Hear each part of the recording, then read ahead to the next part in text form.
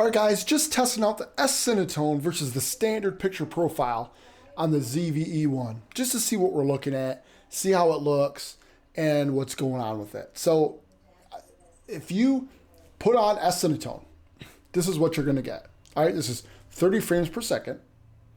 It's 1/60 shutter speed, 1.8 aperture on the 35mm 1.8. So that's what we're running, guys. S-Cinetone picture. But I just want to kind of get an idea what it looks like. And then maybe I'll do a little color grading right now. How's it look with a little bit of color grading? I'm not big into color grading. I usually want to shoot, look what looks good, and boom, be done with it. I don't like to play around.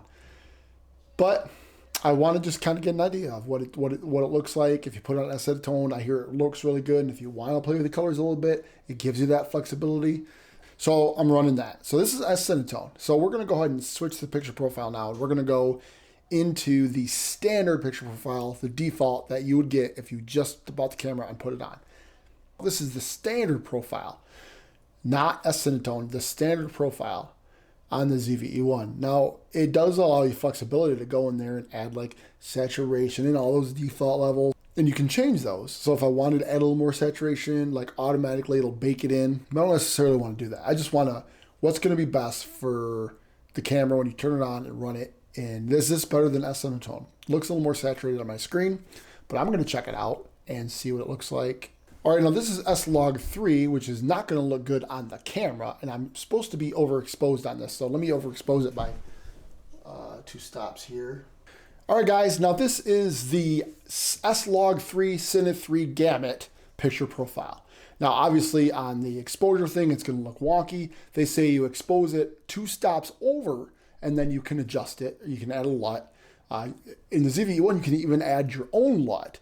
You can import one, so it'll bake it right in, so you can actually see on the screen what it would look like with your LUT already on there. So that might be something I experiment with, but I just don't want to spend a lot of time with that. But I'm just playing around with it, trying to get to know the camera, seeing if it's going to be the right camera for me. So 30 frames per second still, 1.8 aperture, all that's the same. But this is the 2 stops overexposed on the S-Log3 Gamut Cine 3 LUT, or profile. A little bit ago, I obviously color graded it so you can see what it looks like now.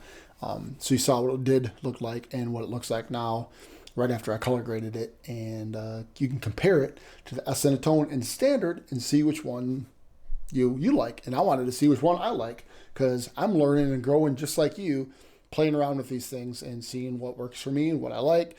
And why not? I mean, I think it's fun. So, but this is 4K, 30 frames per second. How's it look, guys? How does that look? And this is S-Log3 is supposed to give you the most dynamic range. So the stuff in the back should be, you know, the best exposed compared to the other profiles. So I'm going to see if it makes that much of a difference compared to the other two. And there we go. So, all right, guys, let me know what you think.